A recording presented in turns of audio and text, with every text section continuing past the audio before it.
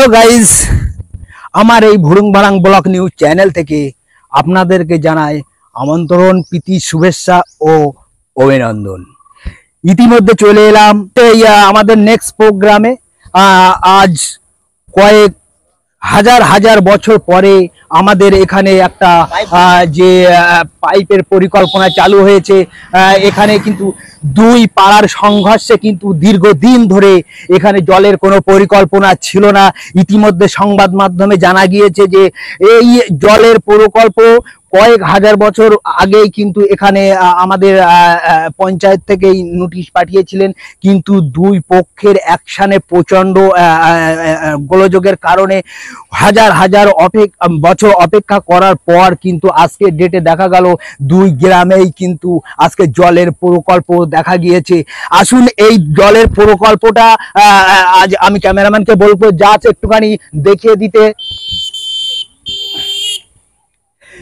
জল প্রকল্প নিয়ে কোনো গল্প নেই। আজকের ডেটে দেখুন দুই গ্রামের কিন্তু যে সংঘর্ষের মাধ্যমে যে জলের প্রকল্প আজকে যে চালু হয়েছে, গ্রামের মানুষ কিন্তু খুবই হয়ে গিয়েছে। তারা আজকে এই নিয়ে খুবই সন্তুষ্ট।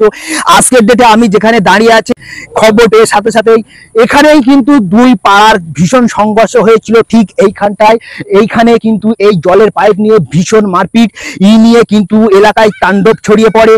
দেখা যাচ্ছে আজকের ডেটে গ্রামের মানুষ কিন্তু একাত্রিত হয়ে তারা কিন্তু আজকের ডেটে এই জলের প্রকল্প নিয়েই তারা আজকের এই তারা খুবই সন্তুষ্ট। আমি ইতিমধ্যে সংবাদ সূত্রে জানতে পেরেছি যে এখানকার মানুষজন কিন্তু খুবই ভালো এবং শান্তশিষ্ট। এই রোড কিন্তু সব সময় জাম থাকে, প্রচন্ড গাড়ি ঘোড়া এই রোড দিয়ে চলাচল করে। ইতিমধ্যে সংবাদ সূত্রে জানা গিয়েছে এই রোড পারাপারের সময় আপনারা কিন্তু একটু দেখে পার হবেন, কারণ এই রোডে প্রচন্ড পরিমাণে বাইক যাতায়াত করে। বাইকের প্রচন্ড এই রোডে ভিড় আছে। দেখুন বাইক নিয়ে বলতে গেলে আজকের ডেটে আমাদেরকে মনে পড়ে যায় সেই কয়েক শহরের কথা, কিন্তু শহর নয়, এটা কিন্তু গ্রাম। এই গ্রামে কিন্তু এত পরিমাণে বাইক, আপনারা কিন্তু অবাক হয়ে যাবেন। দেখুন বলতে না বলতেই আবার কিন্তু এই আমাদের সামনে আবার একটা বাইক চলে যেতে দেখা যাচ্ছে রীতিমতো। আবার কিন্তু বলতে না বলতে আবার একটা বাইক চলে যেতে দেখা যাচ্ছে। এখানেই কিন্তু সন্ধ্যার পরে এখানেই কিন্তু মানুষজন এসে একটু বিশ্রাম নেন। বিশ্রাম করার পর তারা কিন্তু যাচ্ছে গন্তব্যস্থলে বাড়ি ফিরে যায় রীতিমতো। আর সন্ধ্যার পরে দেখা যাচ্ছে, আমি একটু ক্যামেরাম্যানকে বলবো যে সন্ধ্যার পরে কিন্তু ঠিক এইখানে কিন্তু একটা ফুচকার স্টল বসে। আর সেই ফুচকার স্টলে কিন্তু এখানকার লোকজন কিন্তু ভিড় জমায় প্রচন্ড পরিমাণে। এই ফুচকার দোকান কিন্তু ফেমাস। এখন বর্তমানে কিন্তু ফুচকার দোকান নেই। এই পাশেই কিন্তু খাল, আমি ক্যামেরাম্যানকে বলবো যা একটু খালটাকে দেখাতে। খালে কিন্তু প্রচুর পরিমাণে সবুজ গাছপালা জমে আছে এবং ওই জলের নিচে কিন্তু প্রচুর পরিমাণে ছোট বড় মাছ আছে।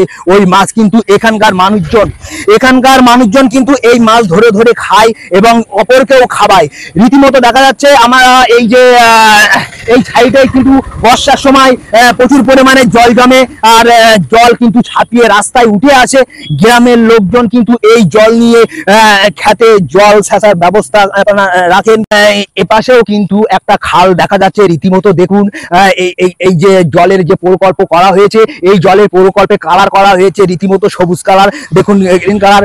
আর এই যে এই খালটা কিন্তু বহু দূর থেকে আমাদের এখানে আসছে। বর্ষার সময় কিন্তু এই খালে প্রচুর পরিমাণে জল জমে এবং এই জলটা কিন্তু এখানকার লোকজন ব্যবহার করে।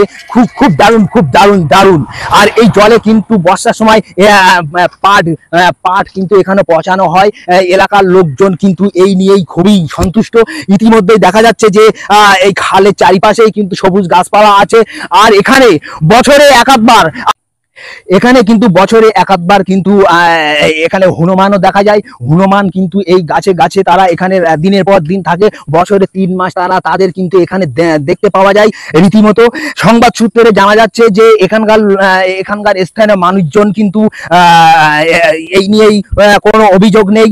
আমার এই ভুরুংবারাং ব্লগ নিউজ চ্যানেল সর্বদা সবসময় পিছিয়ে থাকে আর আপনারা এগিয়ে রাখেন।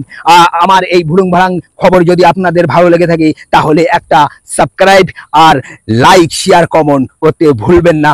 নেক্সট ভিডিও পেতে